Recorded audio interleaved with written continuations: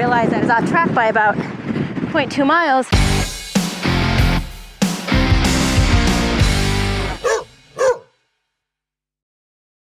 Good morning. We are doing segment 2 of the Colorado Trail this morning, and we are at the Little Scraggy Trailhead, and we are going to be doing this one in a northbound direction, primarily because I couldn't get a ride in this morning to do a trailhead drop at the start of the segment. And by start, I mean most of the time people will go in a southbound direction, but today we have about 11.3 to 11.5 mile hike, so I'll say not a lot of mileage today, but it is in the Buffalo Creek burn area, which means a lot of exposure. So I've got my full sun gear set up today, including my sun umbrella.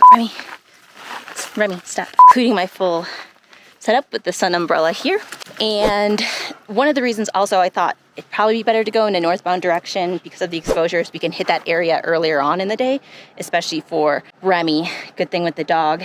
And there isn't going to be a lot of elevation gain. So when you go this direction, instead of hiking up about 2,500 feet of elevation gain, you're only going to get about 800. So it's pretty much a full descent from the top, and will be good for the dog just in terms of exposure and heat, especially if you're hiking this later in the year. This is a full segment water carry, so I've actually got about 7 liters of water in my bag here, which is just 15.5 pounds. Another good thing about hiking this direction is that you'll end at the Platte River, so if your dog likes to swim, you've got a water source there as well, so it's just going to be better off overall if we hike in this direction. But anyways, here we go.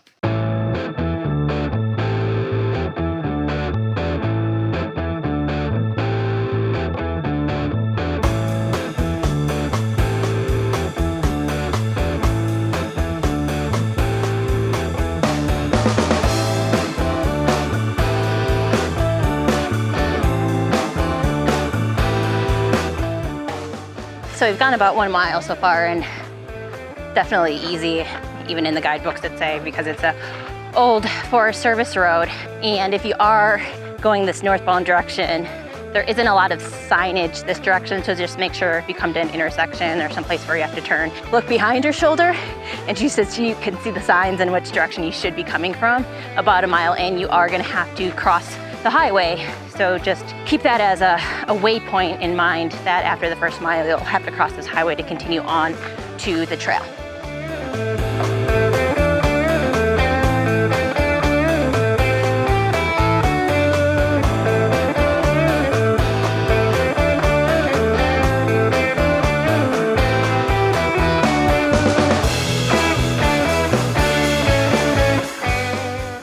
So we've gone 2.3 miles, and that's about where the start of this first section that you'll cross through the burn area is. We are just underneath probably the last set of shade we are going to encounter today. So let's flip this camera around and I can show you guys what a burn area looks like 25 years after a wildfire. Not much growth so far, just grassy and shrub vegetation.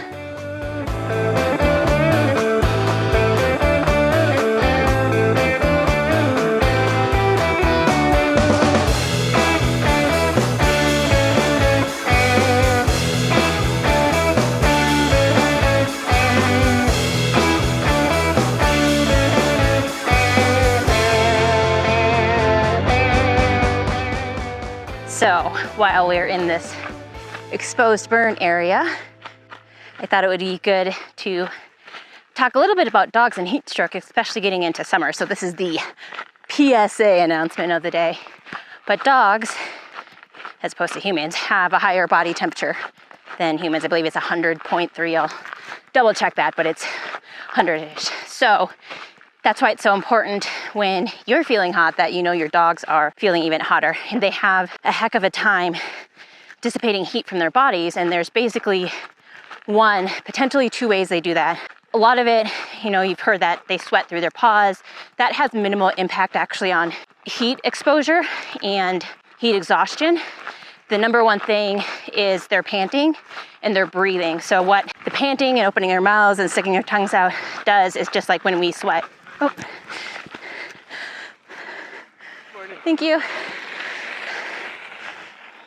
Thank you. Mountain bikers. So just like when we sweat, that cool breeze, that air against our skin helps cool our body. Same thing happening with the dogs. When they're panting, it's like they're sweating and that cool air goes across their face and it gets into their lungs and helps cool them off. And then also that's where they will their blood flows, so their blood will get hot, and so the blood will move towards the face and up to the ears.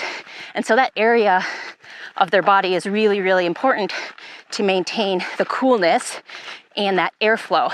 So I'm actually thinking for those drier sections of the Colorado Trail, I think it's sections 25 to 28, I might bring one of those little cooling fans with me to help Remy out. Another thing is that it's not necessarily the sun exposure, it is going to be the ambient air around you. So in more humid environments, it's going to be a little bit worse for dogs, so you don't get that airflow. The ambient air is a little bit higher. So especially in Colorado, it's really important to get your dog out. Ooh, that looks like mountain lion scat. Early in the morning, because even if the sun is out, the ambient air around you is not necessarily hot where it's going to give your dog that heat exhaustion. So that's the PSA announcement of the day. And another good thing you can do is why I like the water bladder too, is you want to continually feed your dog water throughout the trek so they don't go through as much shock with heating up and cooling down. And you can spray water in their face, along their nose, to try to keep that area of their body cool, because that's again where the blood is flowing. That's where they're going to get the airflow to help cool their bodies. And if your dog is experiencing the first signs of heat exhaustion, don't put them in an icy cold bath. Don't have them jump in an icy cold river. You want to actually get their body temperature down very slowly. And so the best place to do that, again, spraying a mist in their face, blowing on their face. And then if you've got a washcloth or a water bottle, you actually want to pat and wet their underbelly and their chest first before they go plunging headfirst into a river or an alpine lake.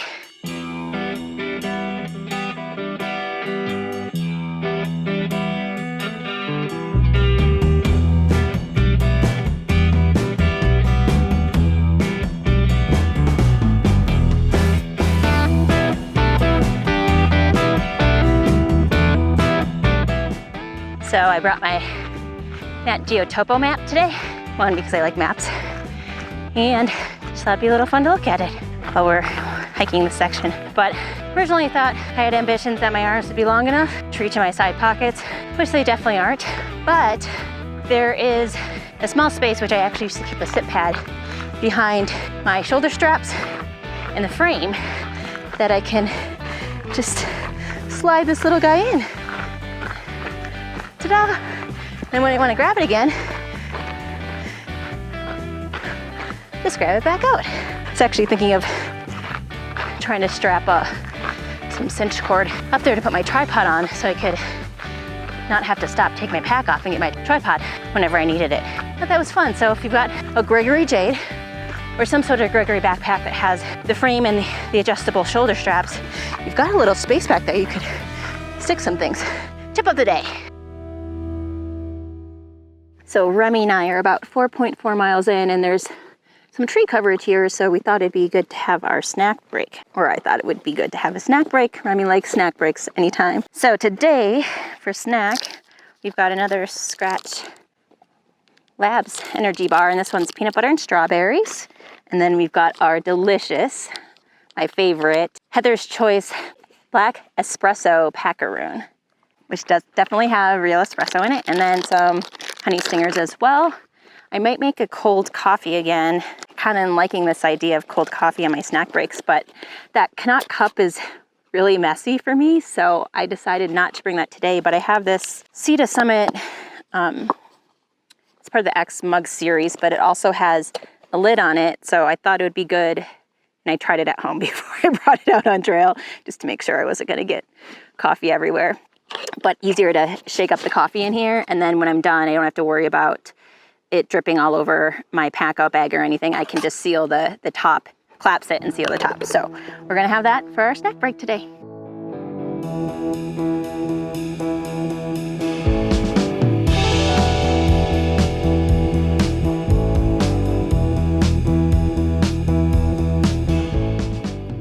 So I just looked at the elevation profile on the TREX app and where I was. And it looks like we'll be underneath this tree coverage for a little bit.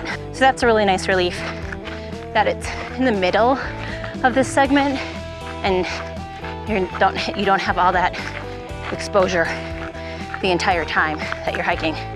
So definitely a good spot if you're taking a snack break or lunch break. And I saw a few, they don't call them designated, but campsites that people have been at before. So it'd be really hard to camp in this section because there's just no water. So you just have to keep that in mind if you are camping here. But definitely you could do some hammock camping, lots of trees, or just tent camping, lots of flat spots too. Okay, so we are gonna do some peak finding. Exciting. Just kidding. I may be wrong, but based on the topo map, this is what I think for the peaks. This one here should be Raleigh Peak, just a tiny, tiny one. And then we'll move along this way. And this one that kind of has these ridges over here, that should be Long Scraggy Peak. And there's a Little Scraggy Peak, but I don't think we can see it from here. And then this one about right here, I believe that's Green Mountain, but there are several of them in Colorado, so it's a Green Mountain. And then way back in the distance, if you can see that snow cap over there, that is Pikes Peak. And Pikes Peak is usually pretty easy to find when you're on the Front Range here, because if you're facing south or southwest, like this direction, it's usually the tallest mountain. It'll usually have snow on it through mid-July that you can see visually from the top. So if you're on the Front Range hiking in this area and you see a really tall mountain to the southwest of the Denver area, that is generally Pikes Peak. So very recognizable peak in this area.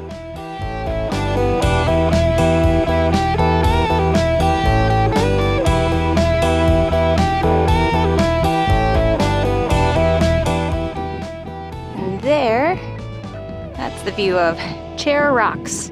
It's about 5.5 miles from Little Scraggy Trailhead.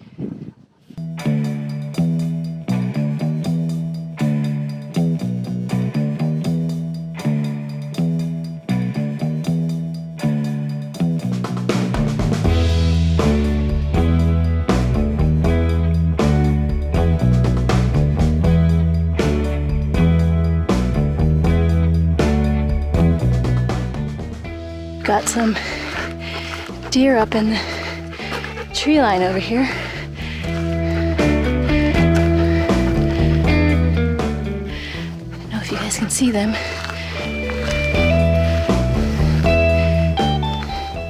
There's one little guy up there. About 3. We're just gonna leave him alone.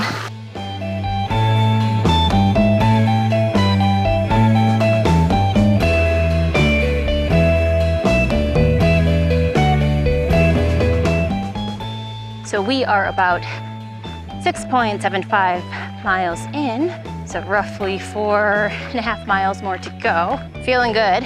We're making good progress, and I feel like we're flying down this, which we should since there wasn't much elevation gain. Our average pace has been 3 miles per hour, which is definitely above average. As mentioned in some other videos, I do about 2.3 to 2.5.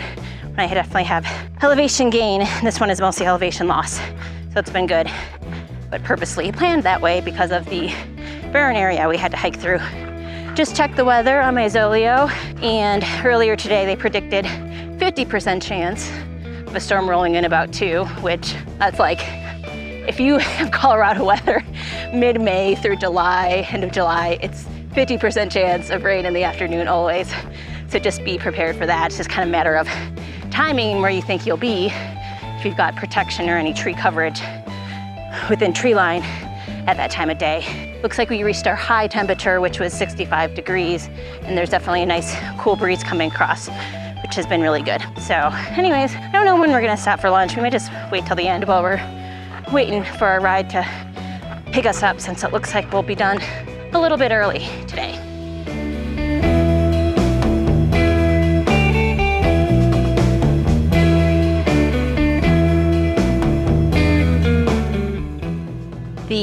most interesting sign I've seen all day. Do you literally think that this sign was the flying debris?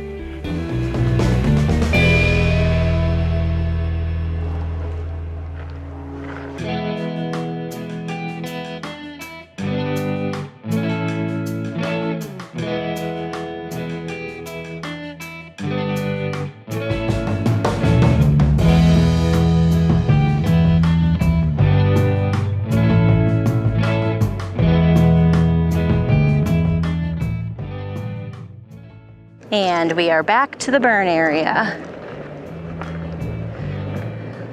Let's look at that.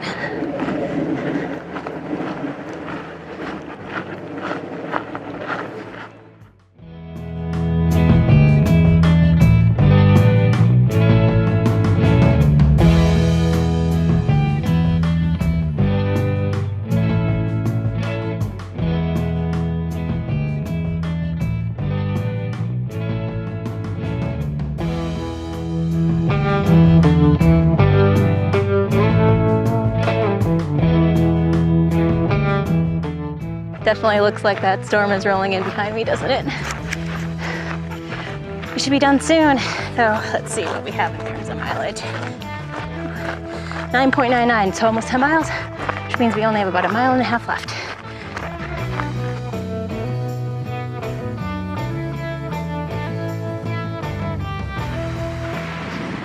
So I'm glad I downloaded this course because I didn't realize I was off track by about 0.2 miles and the storm is rolling in. So we're headed back. It's one thing with this part of the trail, it seems that there's a lot of trails that people have created just to go to different lookout points, but definitely pay attention.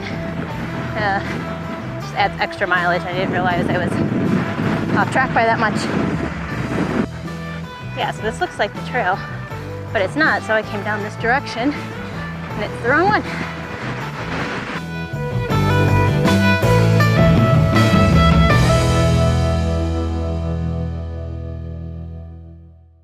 So we are at the South Platte Trailhead, and that's another CT minus 12 miles of our 500 miles of fun in 2021.